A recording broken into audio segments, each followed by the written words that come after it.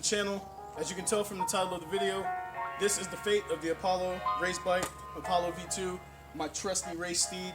I decided to go another route with the build just because this coronavirus and COVID-19 stuff has gotten me, I'm like lost for parts. I got a bunch of parts and stuff on order for this bike and for the RFZ that I've had on order for a long time that just aren't coming. Some of the companies that I decided to go with are still shipping, they're just taking a little longer to ship stuff out. And I've decided that I'm going to try to source stuff locally, and also I'm just not happy with the way the build turned out on the bike. Now, I do like the way that everything came together so quickly. What I don't like is that I'm having more problems than I am fun. So I decided that I'm going to go ahead and get the motor to where it needs to be. I'm going to break the bike down. I'm going to recruit more help. Instead of painting stuff up myself, I'm going to go ahead and have some parts powder coated, as in the frame, subframe.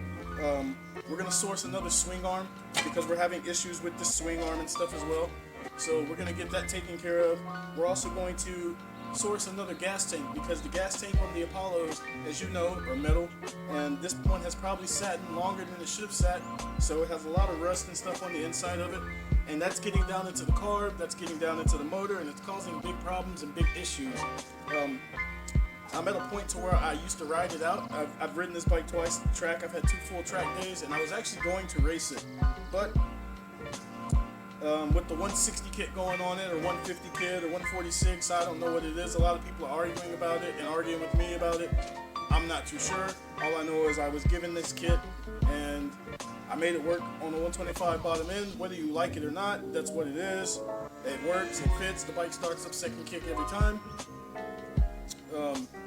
Yeah, we're going to source another exhaust. I got stuff on order from Micah. I'm going to get new tires from Dunlop. We're going to do a graphics kit with bike graphics. Yeah, we're just going to take this bike a whole different route.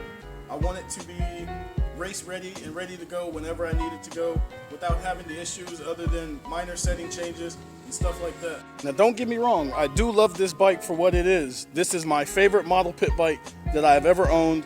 This is the second version. Actually, this is the third Apollo DB 007, 099, Apollo 37, whatever you want to call it. There's so many different variations of this frame. They have 14, 17, 12, 14, and then they also have the DB99, which I believe this one is, just because of the VIN and the manufacturer plate says it's the DB99 CRF 37, because CRF 70 plastics. Now, like I said, I do love this bike. I love this bike genuinely. The only thing I want to do is I want to build it right and do this bike justice, and I also want to get on the track and I want to shut down all the keyboard warriors and all the smack talk who believe that a Chinese bike can't be built to compete with a $4,000 CRF or KLX.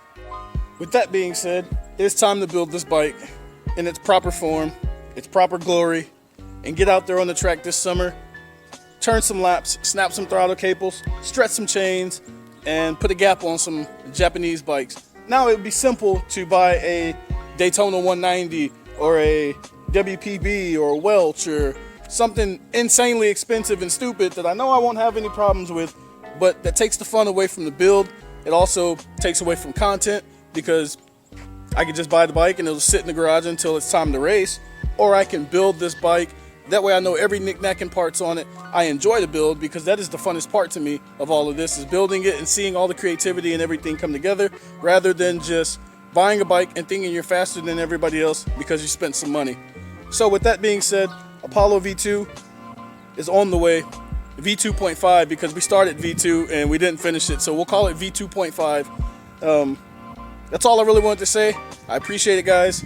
Thank you guys for watching the channel. Thank you guys who continue to support. We're 5 people away from 100. It doesn't sound like much, but to me it's a milestone. It's pretty cool. I really don't expect to be monetized. I don't expect this channel to be monetized. If it ever makes it there, that's pretty cool. I'm doing this for fun. It's a hobby aside from riding, and I couldn't be more grateful. I appreciate every one of you guys for all your positive input. I appreciate all you guys for your negative input. Without negativity, we can't build positivity. I believe that. And this bike has been built on a lot of positivity, but we've been getting a lot of negative results. So it's time to put 2 and 2 together. A little more blood, a little more sweat, no more tears, and get this thing to where it needs to be.